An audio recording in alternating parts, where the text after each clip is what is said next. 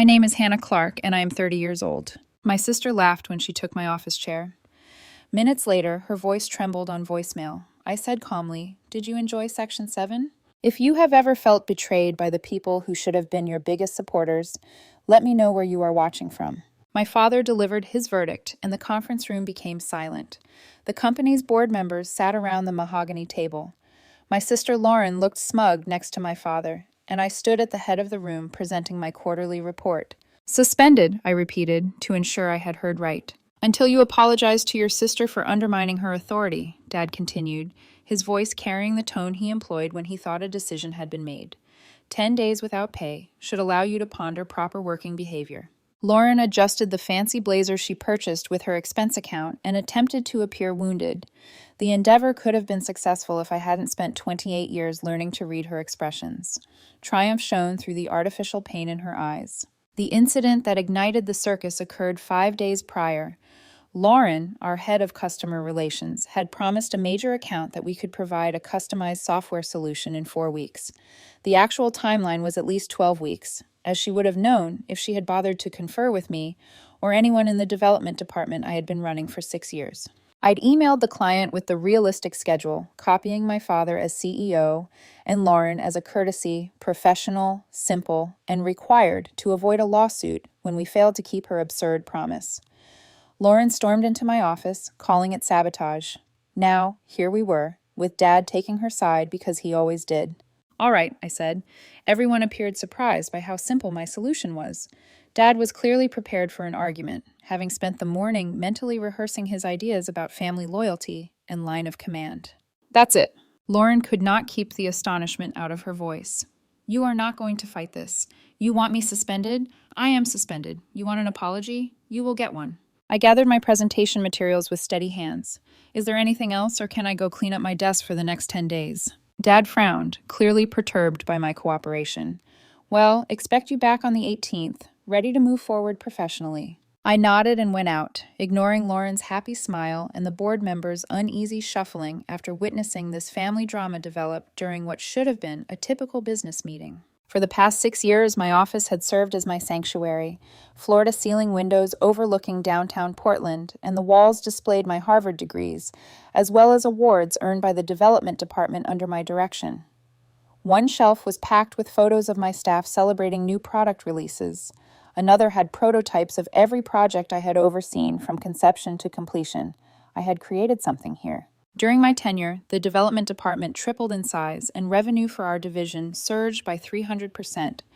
I'd hired great talent, implemented systems that other organizations have since replicated, and fostered a workplace culture in which employees desired to come to work. My father launched Sterling Tech Solutions 35 years ago, growing it from a 2-person operation to a corporation with 250 employees and clients across North America. He'd worked 16-hour days, sacrificed relationships, and thrown everything into making it a success. Then he delegated growing amounts of control to Lauren, who contributed average ideas and exceptional manipulating abilities. Family dynamics have always been difficult. Lauren was the firstborn, 2 years older than me, and she competed for Dad's attention throughout our upbringing. Every accomplishment I earned was disregarded or reduced. The honor roll became expected rather than commended. Lauren's engagement announcement overshadowed my admittance to Harvard the following week. Mom used to attempt to strike a balance and make sure I understood how important my accomplishments were. She died of a sudden stroke 6 years ago, 3 months after I joined the company. Dad's preference for Lauren grew stronger in the absence of her calming presence. I began moving my personal belongings into boxes, working meticulously through drawers and shelves. My degrees came off the wall first, securely wrapped in bubble wrap. The accolades followed, each signifying late nights, problem-solving sessions, and breakthroughs they weren't. Daniel, my second in command in development, sent me a text message. "What just happened? Lauren telling everyone, 'You're suspended.'" I replied back, taking some private time. "You're in charge." That appeared unattainable until, "Trust your intuition." More texts arrived from team members, but I silenced my phone and kept packing. Each item I wrapped felt like I was shedding weight that I hadn't realized was so heavy. The difficulty of continually justifying my decisions, The weariness of showing my expertise to individuals who are determined to question it. The disappointment of seeing my father choose Lauren's ego over the company's welfare. All of this had compounded into a burden that I'd accepted. Emily from my team had sent me 3 messages wondering whether everything was okay. Ryan, one of my greatest developers, was curious if this was truly happening. Even individuals from different departments were contacting out, perplexed by Lauren's happy assertion that I had been dealt with properly. Grapevine had always been efficient, but seeing it operate in real time revealed something I hadn't really appreciated before. Everyone knew they'd witnessed Lauren's incompetence, her taking credit for tasks she hadn't completed, and her tendency of making promises that my staff had to hustle to keep. They had sensed Dad's preference, even if they had never expressed it clearly. My phone rang with a call from Aunt Carol, Mom's sister. She was the only family member aside from Mom who had never observed the dynamics fully. Carol attempted to maintain a relationship with both Lauren and me after Mom's death, but the balance became increasingly difficult. I responded to this one. "Hey, Aunt Carol, your father just called me and asked if I could talk some sense into you," she continued without explanation. "He seems to think you're having some kind of breakdown." I told him that suspending you for doing your job was probably the stupidest decision he's made in 35 years of business. I was still smiling. "How did he take that?"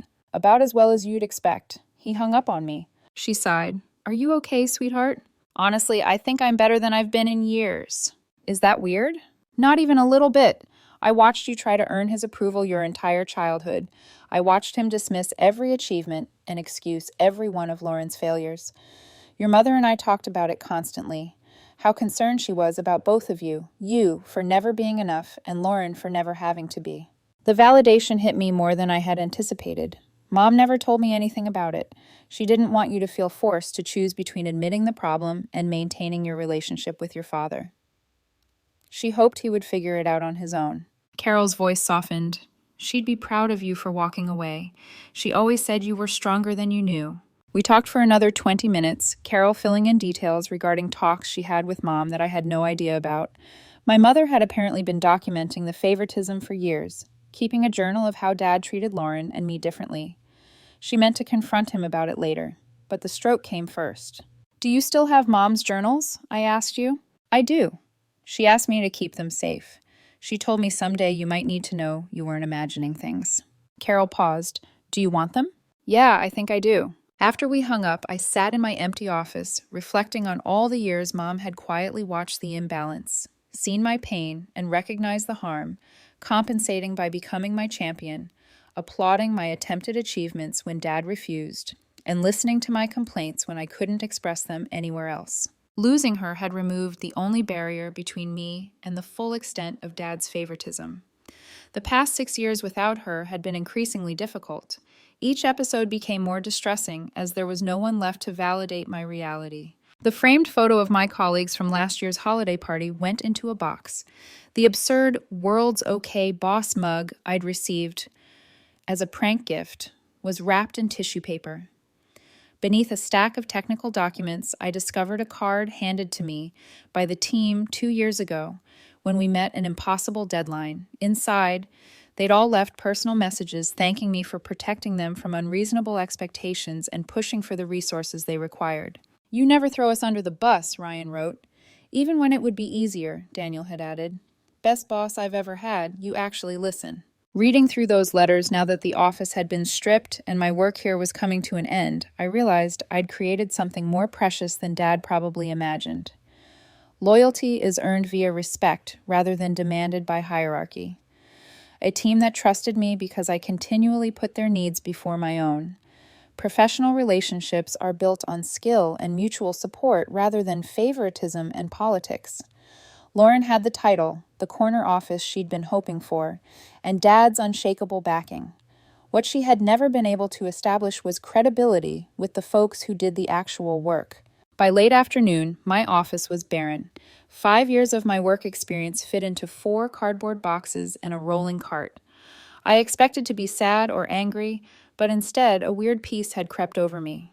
Being undervalued your entire life means you ultimately stop trying to prove your worth to people who refuse to see it. I had waited 28 years for Dad to recognize my efforts, admit that I had inherited his work ethic and business intelligence, and perhaps even express his pride in me. Clearly, none of that was occurring. I took out my laptop and launched a new document. I had been composing versions of the resignation letter in my head for months, but it only took me 20 minutes to write. I kept it professional and brief, thanked the organization for the chance, and gave 10 days' notice for my contract, which became effective immediately. Then I opened my email and composed a new message. Every board member, all department heads, and a number of major clients were among the recipients. The subject line said, Development Department Documentation and Project Status. I was always cautious about paperwork. Every project included thorough files defining timelines, resource allocations, budget considerations, and technical specs. Every team meeting included notes. Every choice was supported by documentation that explained why it was made. I'd also documented every time Lauren made commitments without consulting development, every ridiculous timeline she requested, and every budget she squandered on frivolous things while insisting my team accomplish more with less. Professional paperwork, no personal information, just facts, dates, and email chains. The email took 2 hours to compile. I've attached spreadsheets comparing the revenue generated by development to other departments. Project timelines comparing the predicted completion dates I supplied to the dates Lauren promised clients. Budget analysis show how resources were distributed among divisions. I supplied the email chain from the incident that precipitated my suspension, as well as 5 additional similar situations from the previous year in which Lauren made commitments without contacting the teams responsible for carrying them out. One particularly damaging file depicted a project from 8 months ago in which Lauren promised a client a deliverable in 6 weeks. The development team had predicted 16 weeks. Dad had sided with Lauren, saying that we could make her deadline. We completed in 14 weeks, but only because my team worked 60-hour weeks, and I personally funded the overtime expenditures that over budget, taking a salary cut to make the numbers work. The client had been satisfied. Lauren had taken credit for the successful delivery, but no one except my staff realized how much it had cost to make it happen. My finger was hovering above the send button. This would burn bridges, sever my connection with my father, and rule out any hope of reconciliation with Lauren. Everything I established here would be reduced to a cautionary story about family enterprises and ineffective management. I pressed send. The second email was sent to a recruitment business with whom I had previously communicated 3 months earlier when I first considered quitting. They'd approached me about a post directing the technology division at a competitor, but I gently declined due to family loyalty. It's funny how quickly loyalty disappears when it just goes in one direction. Hello, Rachel. I am ready to talk about the potential we discussed in August. If the post is still open, I may begin immediately. The third email was addressed to a lawyer I spoke with last year about contract specifics. Paul, I need to go over the non-compete clause in my job agreement. Can we meet tomorrow morning? I knew what the clause said because I wrote it myself during the company's legal restructuring 4 years ago. It banned me from working for direct competitors for 16 months, but the definition of a direct competitor was limited enough to leave me with many possibilities. The contract also featured elements I insisted on that other employees lacked, such as complete vesting of my stock options regardless of job tenure and a severance payment that kicked in under certain conditions. Being suspended without cause qualifies. By 6 o'clock, my office was empty and my car was full. I took one final look at the space that had been mine. Then I went away without looking back. The house I bought 3 years ago was in a peaceful community about 20 minutes from the office, small by executive standards, but mine, paid for with money I earned rather than inherited. The payment was affordable, the garden was tranquil, and the neighbors were pleasant without being bothersome. I carried the boxes inside, drank a large glass of wine, and sat on the couch with my laptop. The responses to my documentation email began to arrive. The first came from Michael Brooks, the company's lead attorney. Call me immediately, said board member Thomas Reed. We need to discuss this information. Can you come in tomorrow? 3 clients copied my email to their account managers asking about project timelines. 2 of them expressly expressed worries about commitments Lauren had made. Daniel from development. Holy, is this real? Everyone's freaking out. I didn't answer any of them. Instead, I opened a bottle of better wine and ordered some Thai food, feeling lighter than I have in years. The phone rang 47 times that evening. Dad called 12 times. Lauren dialed number 8. Michael Brooks called every 30 minutes like clockwork. I let them all go to voicemail. The texts became increasingly frenzied. Dad's first voicemail was irate, asking that I call him back soon and accusing me of being unprofessional. His second question was perplexing, asking what I felt I was accomplishing. The third was almost imploring, stating that we needed to discuss this sensibly. Lauren's messages resulted in threats. She accused me of attempting to damage the company, being envious, and betraying the family. Her final voicemail was filled with sobs, stating that I was ruining all Dad created. The irony was almost humorous. I'd spent 6 years helping Dad build something, but Lauren had spent the same time relying on his reputation and making mistakes for others to clean up. Michael Brooks's words were more measured, but more urgent. The legal consequences of the documents I'd supplied appeared to have become clear, and he wanted to talk about my objectives. That night, I got the best sleep I'd had in months. The morning came with prolonged silence from me and continued chaos from everyone else. The calls had expanded into text messages, emails, and even a visit from my father's secretary, who asked me to contact the office.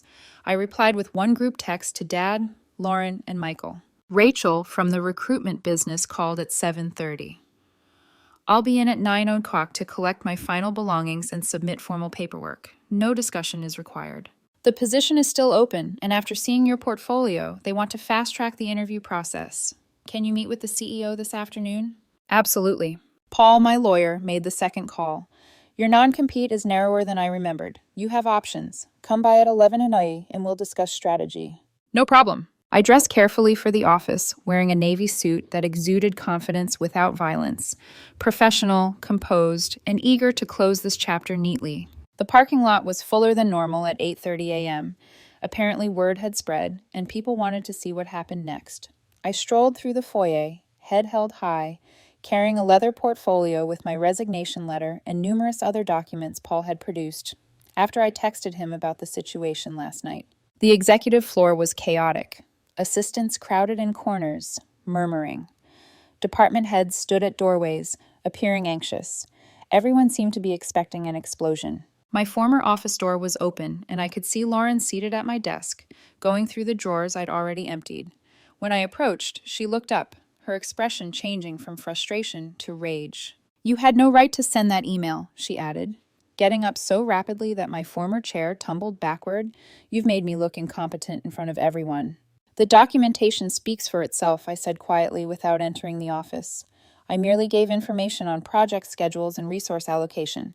If that makes you appear incompetent, maybe the problem isn't with my email. Her face flushed, scarlet.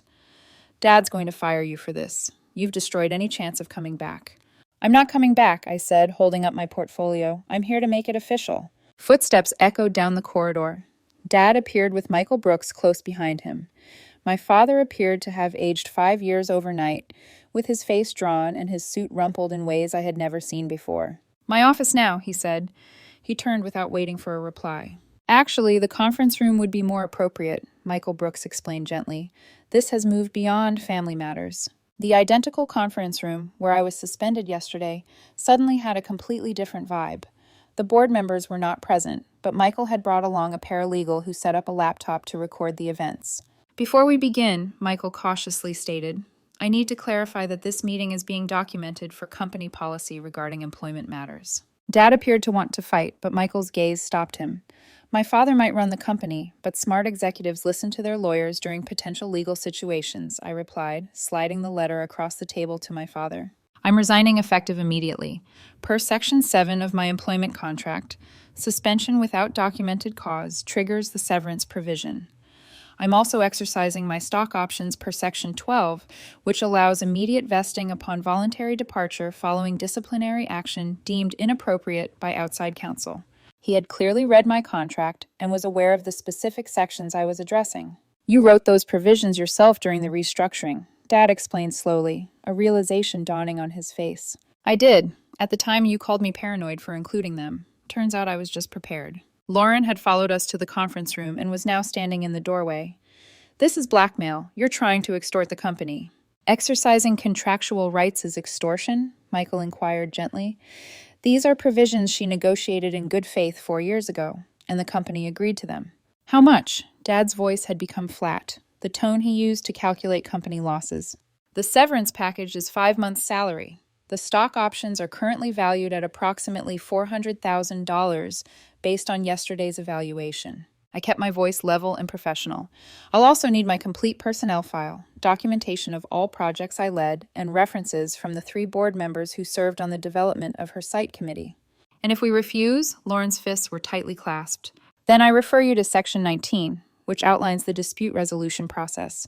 It involves arbitration, which would be expensive, time-consuming, and public. I saw my dad's gaze. I'd prefer to handle this cleanly. I've already secured another position. I'm not interested in dragging this out or causing additional damage to the company. Additional damage? Dad asked, his voice rising. You sent confidential information to clients and board members. You've undermined your sister's credibility. You violated about a dozen policies regarding information disclosure. Actually, Michael abruptly responded, the information she shared was project internal communications. Nothing confidential. Nothing proprietary. Nothing that violates her contract or company policy. I've reviewed everything she sent. It's all factual reporting of project statuses and business decisions. The paralegal was silently typing, recording every word of the talk. Why? Dad eventually asked, and for the first time, his tone was fatigued rather than furious. Why would you blow up everything like this? You suspended me for doing my job. You sided with Lauren when she made promises she couldn't keep, and you blamed me for being honest about realistic timelines. I kept my voice calm, refusing to allow emotion to enter. Yesterday wasn't the first time, Dad. It was just the final time. So you sabotaged the company. I documented reality. If reality is damaging, maybe the problem isn't with my documentation. Lauren sounded disgusted. You're just mad because Dad gave me a leadership position. You've always been jealous that I'm older, that I got to work with him first, that he trusts me more. I couldn't hold back my laughter. Trust. He trusts you to make promises you can't keep. He trusts you to take credit for other people's work. He trusts you to prioritize your ego over the company's success. That's enough, Dad, exclaimed forcefully. You're right. It's enough. I stood, gathered my portfolio. Michael, I'll expect the paperwork for the severance and stock options by the end of business today. You have my lawyer's contact information. Wait. Dad's hand rose, a gesture that had always indicated stop. Listen. Obey. We can work this out. Take a few weeks to cool down, and we'll discuss how to move forward. There is no moving forward, not here. I approached the entrance and hesitated. You built something incredible, Dad. Sterling Tech was everything you dreamed it could be. You should probably figure out how to keep it that way instead of letting it crumble because you can't admit your favorite child isn't qualified for the role you gave her. Lauren's cheeks turned pale. How dare you? The Hamilton project launches in 5 weeks, I remarked, turning back to face them. It's the biggest contract the company's ever landed. Development has been working on it for 8 months. Daniel Kim is leading the team, and he's brilliant, but he needs support from management who understands technical realities. I glanced straight at my father. Lauren told the client that they may have additional features beyond the scope of the initial project. These enhancements would necessitate another 5 months of development and double the present budget. The client believes they would receive them in 6 weeks because that is what she told them. Michael Brooks's face became much paler than Lauren's. The data is all on the shared drive, including Hamilton project scope specifications, timeline analyses, resource requirements, and an email exchange in which Lauren made promises without consulting development. I altered my portfolio. You can fire Daniel for telling you the same truth I did, or you can fix the situation before it turns into a lawsuit. It's your choice. I walked out while they were still processing that. The elevator journey down seemed strange. I'd been working in this building for 6 years, traversed these hallways hundreds of times, created relationships and projects, and had a career I was proud of. Everything ended because I revealed the truth and refused to apologize. My desk had already been emptied, but I paused at development on my way out. The team was gathered around Daniel's office, evidently having witnessed enough drama to put together what was going on. You're really leaving? Emily, one of my senior developers, seemed stunned. I am, but you're in very good hands. I caught Daniel's glance. Trust yourself. You know what you're doing. Don't let anyone tell you otherwise. The Hamilton project, he began, is thoroughly documented. Stand firm on the timeline and don't let them push you into making promises you can't keep. I addressed the entire crew. You're the best developers I've ever worked with. You built something incredible here. Don't let anyone diminish or take credit for your efforts. There were tears, hugs, and promises to remain in touch. I meant every assurance I gave them. But I also realized that going out that door meant cutting most of these ties. People would feel torn between allegiance to me and loyalty to the organization. Most people would prefer the firm because that's where their paychecks came from. The lobby seemed like a challenge. Employees I'd worked with for years watched me go, some with sorrow, others with curiosity, and a few with hardly veiled pleasure at witnessing executive drama. I got to my car before the shaking began. Adrenaline had gotten me through the confrontation, but now the reality of what I had done hit me. I resigned my work, severed ties with my family, ruined my connection with my father, and promised never to talk to my sister again. Rachel from the recruitment business texted me, and my smartphone chimed. The CEO wants to meet with you at 2. Send me your portfolio. I sent her the paperwork file I supplied yesterday, sent the internal email chains, project summaries, development achievements, revenue growth, and team leadership examples. My career was reduced to a PDF that strangers could analyze to determine whether I was worth their time. Paul, the lawyer, called as I was driving out of the parking lot. Michael Brooks just contacted me. They want to negotiate. Nothing to negotiate. The contract is clear. They're worried about the Hamilton project. Apparently your assessment about the scope creep was accurate, and they're facing a potential lawsuit if they can't deliver what was promised. Not my problem anymore. They want you to consult through the project completion, premium rate, flexible schedule, no direct reporting to family members. I was about to giggle. So, they want me to fix Lauren's mess while she takes credit for it. They want you to prevent a 7-figure lawsuit. The offer is compelling. The answer is no. Paul was silent for a moment. You're sure? This could be a bridge back if you change your mind later. I don't want a bridge back. I want out. Then I'll handle the severance negotiation. They'll probably try to reduce the stock option valuation, but we have documentation showing the accurate assessment. The day went by quickly. Meet with Rachel and her customer, discussing the new role, negotiating a salary and benefits package that exceeded my previous earnings at Sterling Tech, tour their facilities, introduction to the team that I would be directing, conversation about the vision and growth strategy. By 5 o'clock, I had received an official offer letter with a 2-week start date. The severance paperwork had arrived at Paul's office. By 6 o'clock, Michael had added a confidentiality agreement that prohibited me from mentioning the reasons for my leaving. Paul returned a new version that would prevent the company from denigrating me to potential employers or clients. They reached an agreement by 8 o'clock. The stock options were transferred before the end of business the next day. $400,000 was placed into my account.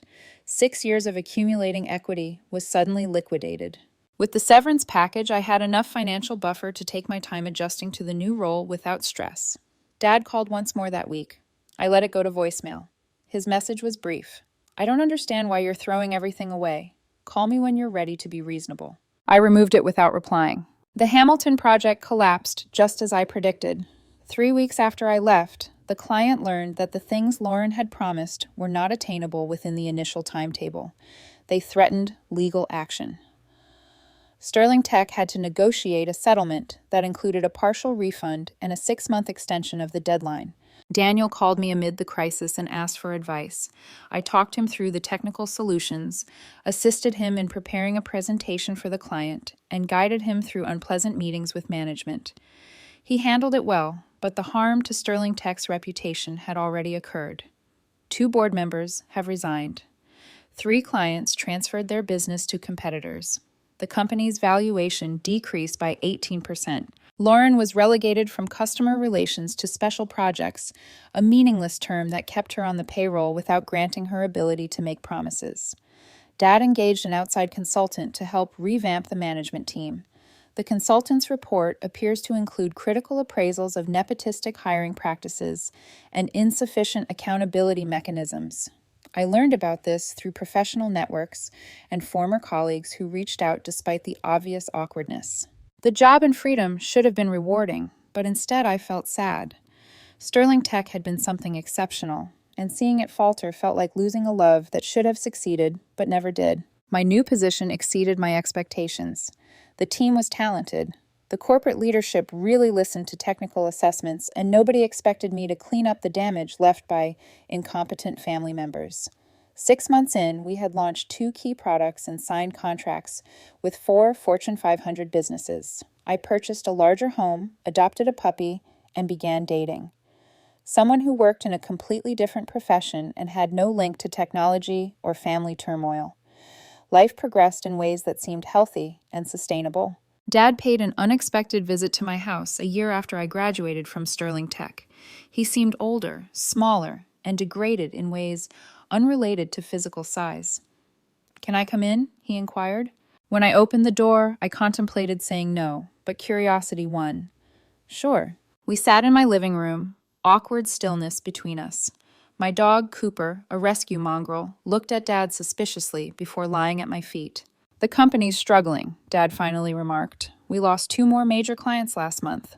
Revenue is down 30% from when you left." "I'm sorry to hear that." "Are you?" He stared squarely at me for the first time. "You destroyed everything I built." "No, Dad, I documented what was already happening. You destroyed it by refusing to see reality. Lauren made mistakes. Everyone makes mistakes. She made mistakes repeatedly, and you enabled her every time. You chose protecting her ego over protecting your company." He was silent for a long time. "She's my daughter." "So am I." The words hung in the air between us, conveying weight that neither of us had recognized previously. "I know." His voice cracked slightly. "Your mother used to tell me I was too hard on you, too easy on Lauren. I thought she was imagining things, seeing favoritism that wasn't there." "It was there. I know that now." He wiped his face tiredly. The consultant's report was illuminating. Apparently, I've been displaying systematic bias favoring the elder daughter while holding the younger to unrealistic standards. Her exact words sounded accurate. "I came here to ask if you'd consider coming back, not to your old position. As COO, full authority over operations, seat on the board, equity stake that would make you a major shareholder." The offer hovered between us, intriguing in ways I hadn't anticipated. My father's company, the legacy he left behind, the chance to right the wrongs. "No." Dad's face fell. "Just like that. You won't even consider it." "I don't need to consider it. I have a position I love, working with people who respect my expertise, building something new. Why would I go back to constantly proving my worth to people who've already decided I don't have any?" "Because it's family. Family should be the place where you don't have to prove anything. Dad, family should be the people who see your value even when you mess up. You gave that unconditional acceptance to Lauren, but you never gave it to me." He remained quiet, staring at his hands. "I failed you." "Yes, you did. Is there any way to fix that?" I gave it some serious thought, hoping to find a genuine solution. "I don't know. Maybe eventually, but not by offering me a job to save your company. If you want a relationship with me, it can't be transactional." "What would it look like if it wasn't transactional?" "It would look like you acknowledging what happened without trying to justify it. It would look like respecting my decisions even when they disappoint you. It would look like building something new instead of trying to resurrect something that's already dead." Dad nodded slowly. "That sounds hard." "Most worthwhile things are." He stood to leave, stopping at the door. "For what it's worth, I'm proud of what you've accomplished in your new position. I've heard good things about the work you're doing." "Thank you." The words felt insufficient yet real. "Can I call you sometime? Not about business, just to talk." "Maybe. We'll see." He walked away, and I closed the door behind him, leaning against it while Cooper leaned into my knees for silent comfort. The conversation should have ended, but it felt more like a beginning. Not necessarily reconciliation, but the prospect of something new based on honesty rather than obligation. Lauren never reached out. I learned through various routes that she had left Sterling Tech and went to California. Supposedly, she worked in real estate where her capacity to make optimistic promises could be beneficial. Sterling Tech continued to struggle but eventually stabilized as a smaller, more focused corporation. Dad hired expert management and delegated responsibility for day-to-day operations. The corporation would never achieve the heights it once did, but it would survive. My career grew in ways I had never believed possible. 3 years after leaving Sterling Tech, I was hired to oversee innovation strategy for a major technology company with a global presence. 5 years later, I started my own consulting firm focusing on assisting family businesses with succession planning and management changes. The irony was not lost on me that I became an expert in the very factors that had wrecked my connection with my own family business. Dad and I communicated periodically, painstakingly constructing something resembling a connection. We had dinner every few months, and our chats were safe from work, focusing on books, current affairs, and his reluctant attempts at retirement pastimes. He never apologized verbally, but his actions demonstrated progress. He came to my wedding 3 years after our living room talk, escorting me down the aisle and giving a toast that acknowledged his mistakes as a father without making the day about him. He sent birthday cards with handwritten comments rather than generic signatures. He inquired about my life with real curiosity rather than seeking opportunities to provide counsel. It wasn't the relationship I desired as a youngster, but it was genuine and based on acceptance rather than expectations. Looking back, my suspension was the finest thing that could have happened to me. It prompted a confrontation that I had been dreading for years. It pushed me out of a devalued situation and onto prospects for growth. The expense was substantial. Family relationships have shattered. A job that I had invested in but had abandoned was undoubtedly sacrifice for risk. But on the other side of that upheaval was independence, achievement, and the tremendous satisfaction that comes from not having to apologize for taking up space. Sometimes the most spectacular retaliation is just refusing to play the game anymore. Walking away does not mean giving up. It's acknowledging that your involvement in someone else's tale isn't necessary for you to have your own captivating story. My father wanted me to apologize in order to maintain peace and appearances. Instead, I chose honesty and accountability, even if it meant losing everything I had achieved with his company. The vacant desk and resignation letter symbolized more than just quitting a job. They symbolized choosing myself, respecting my expertise, and demanding respect rather than begging for scraps of praise. The lawyer's pallid expression and Dad's dying smile were not about company drama or familial treachery. They were about people finally seeing reality after years of denying to do so. I did not ruin Sterling Tech. I just ceased shielding it from the effects of its own malfunction. The company's difficulties after my departure were neither my obligation to avert nor my failure to accept. They were the natural result of poor management, cronyism, and a failure to put expertise over comfort. My sister smirked that morning because she believed she had won. She'd suspended me, showed her power over Dad, and put me in my place despite years of competence and accomplishments she couldn't equal. Victory, however, is not determined by who is suspended or favored. It's about who lives a life they're proud of, who surrounds themselves with others who recognize their worth and who achieve success without undermining others. I got it now. A career I enjoy. Relationships built on mutual respect. A life in which my accomplishments speak for themselves rather than being continually compared to someone else's comfort. That is the real conclusion to this narrative, not the dramatic departure, the company's troubles, or even the shaky reconciliation with my father. The ending shows me, 5 years later, sitting in my own office with my own team, doing something significant without continually looking over my shoulder for approval that would never come. Sometimes you do not receive the apologies you deserve. People who should appreciate your worth may never do so. Sometimes family represents sorrow rather than support, but you always get to decide what happens next. You can continue to struggle for recognition from people who refuse to give it to you, or you can channel that energy into creating something new with people who already see your potential. I selected the latter and have never regretted.